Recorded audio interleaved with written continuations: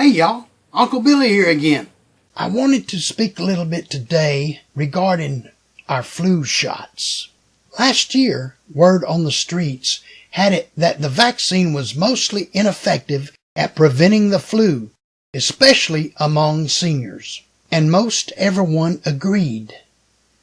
People who got the flu shot were said to be only 19% less likely to visit the doctor than those who did not get the shot.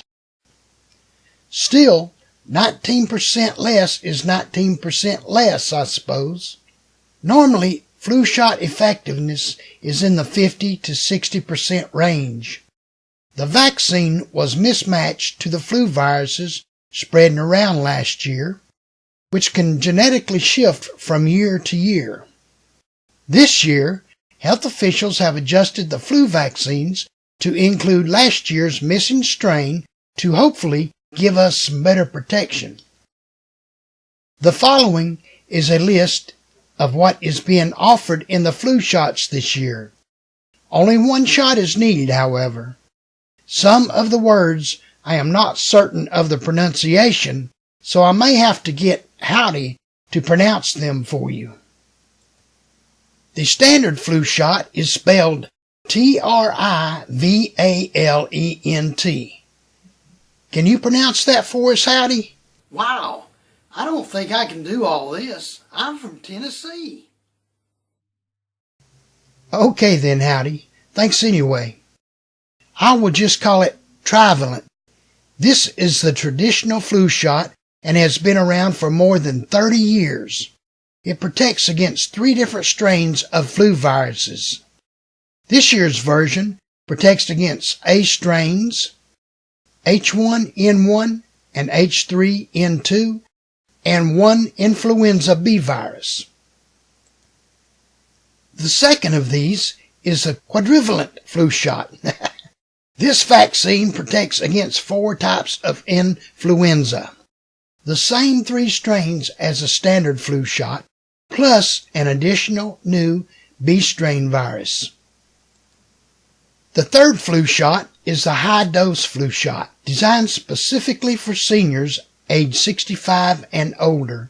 This vaccine, called the Fluzone High Dose, has 4 times the amount of antigen as a regular flu shot and creates a stronger immune response for better protection. However, keep in mind that the high-dose option may also be more likely to cause side effects like headaches, muscle aches, and fever. The fourth flu vaccine is called Flu Block vaccine. It was created for adults 18 and older who have egg allergies. This is a trivalent flu vaccine that doesn't use chicken eggs in its manufacturing process. And last but not least is the intradermal flu shot. For those who don't like needles, the intradermal flu shot uses a itty-bitty 1/16 inch long microneedle to inject the vaccine just under the skin, instead of deeper in the muscle like regular flu shots. This vaccine, however, is recommended only to adults ages 18 to 64. I guess that means 65 and older gotta rough it. To find a place that offers these flu shots, visit vaccines.gov and type in your zip code. You'll also be happy to know that if you're a Medicare beneficiary, Part B will cover 100% of the cost of any flu shot, as long as your doctor, health clinic, or pharmacy agrees not to charge you more than Medicare pays.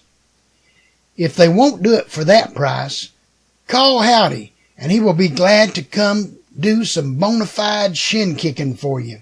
Private health insurers are also required to cover standard flu shots. However, you'll need to check with your provider to see if they cover the other vaccination options. P.S. The CDC recommends that all seniors 65 and older get 2 vaccinations, Prevnar 13 and Pneumovax 23. Both vaccines, which are administered just once at different times work in different ways to provide maximum protection.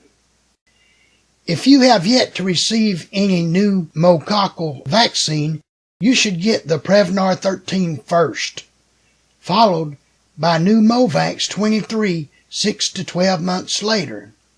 But if you've already been vaccinated with Pneumovax 23, wait at least a year before getting the Prevnar 13.